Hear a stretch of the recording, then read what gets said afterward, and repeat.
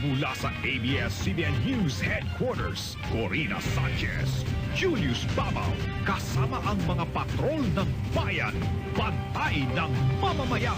Ito ang TV Patrol!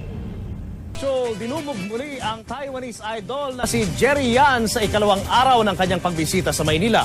Sobrang pasasalamat naman si Dao Mengsu sa mainit na pagtanggap sa kanya ng mga Pinoy. May report si Star Patrol Mario Dumawa.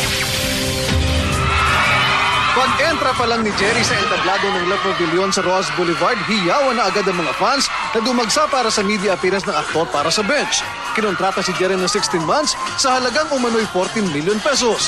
Game na sinagot ng 26 anyos na 5'10 Asian superstar ang lahat ng mga tanong na ibinato sa kanya. If you're willing to pose in bench underwear,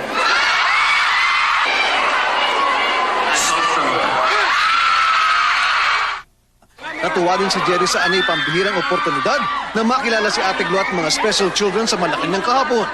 Nakakagulat ang komposisyon ng mga tagahanga, teenager, lola, disabled, maging si Mrs. Gina De Venecia. He's so guapo.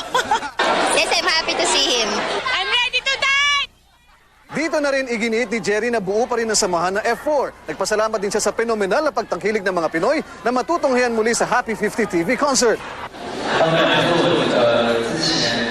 There were ups and downs in his career, but mere fact na yung response ng mga tao ngayon sa kanya, it gives him enough inspiration to go on. I want to say everybody, mahayo.